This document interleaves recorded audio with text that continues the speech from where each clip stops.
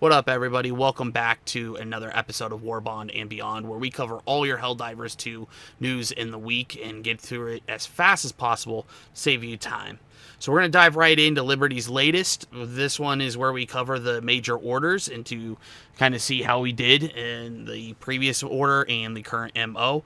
Right now, we failed the previous MO. That was the DSS facility defense. We ended up losing one of the 3 planets at the end. And then from there, we also failed the sub-objective on Oasis, which is an Illuminate planet, to have the Illuminate hack the Automatons. There was a hint that we received some backlash on essentially some penalties on the DSS for failing this one, so that hurt, but we're in the process of liberating that planet to regain control of that factory. But it was also hinted at that the bots may use the factory to kind of better themselves or build something essentially. Now, I did a post on YouTube to kind of go over what do people think it is. That was overwhelming that we think we're going to get the Iron Legion for the bots, which is just more powerful bots in general. So be curious to see how that rolls out by Arrowhead, if that's the way they're going to go with it.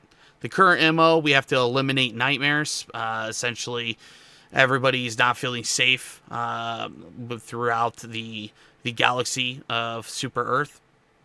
So we have to eliminate their most common creatures that are in their nightmares. Right now, that's 20 million Shriekers, 12.5 million Impalers, 6.25 million Factory Striders, 7.5 million Flesh Mobs, 3.75 million Leviathans. All this seems doable except for the Leviathans. That's kind of how the community has their standards. I do have a hunch that they're going to do some sub-objectives to, if we liberate certain planets, that it's going to go towards that cost, the kill count of those enemies. We kind of see this happen a couple MOs back with the bugs and bots that we are fighting for. So keep that in mind. We might still be able to do it, so keep out there, keep diving, keep doing what you need to do in order to get those kills, and we just keep progressing.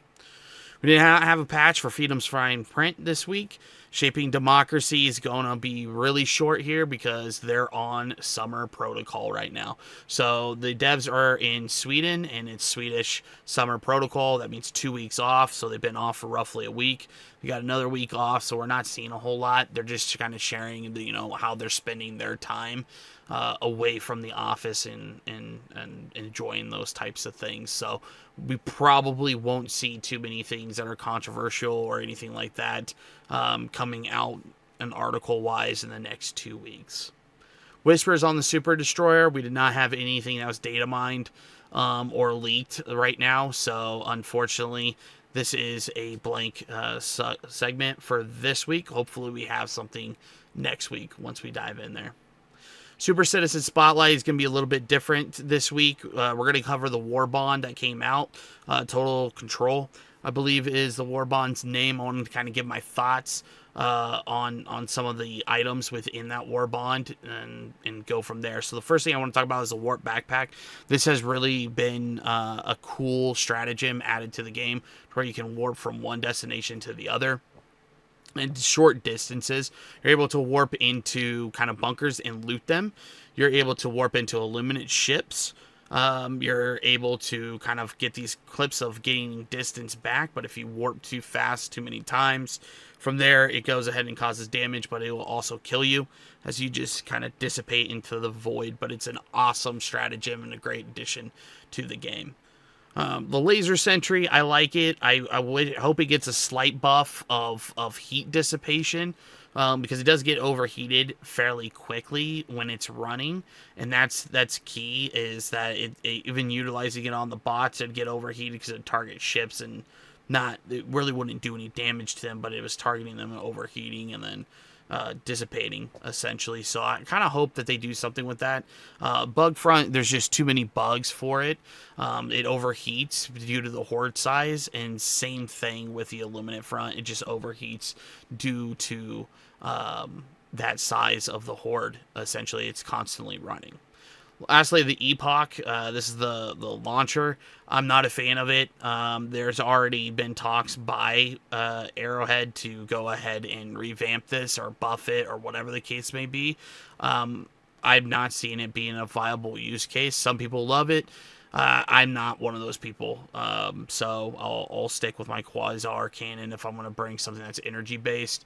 Essentially, the clip's too small, it doesn't regenerate ammunition at all, and it doesn't have any structural damage to it, so you can't shoot anything like a bot factory or anything like that with it to destroy it like you can with the Quasar. These shot grenades, they're cool. I don't run them, but it's a great idea since we had that with the grenade launcher. And then the armor passive of the rehabilitation is pretty cool. If you hop in a mech, it actually stops the bleeding of it, and you become part of the mech.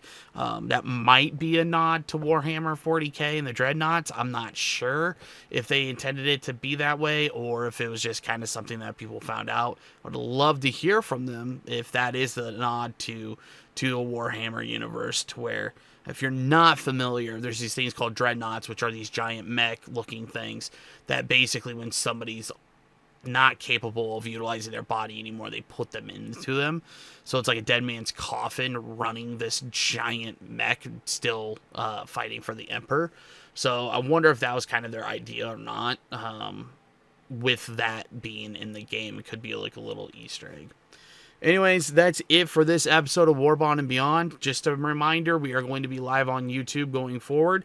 That's going to be on Friday, Saturday, and Sundays, 8 p.m. to 11 p.m. Central Standard Time. Any random streams that are falling on Monday through Thursday are moving to TikTok only. We're trying to standardize our other streaming platforms and our content here so that the algorithm notices it and decides to push us, since we are having some issues there right now. Also, we are trying to reach 500 subscribers by the end of the year. Right now, we're currently at like 340 something at the time of filming this. So every subscriber helps out and gets us closer to that goal. Anyways, I hope you enjoyed this week's episode, and I'll see you for the next one. Have a good one.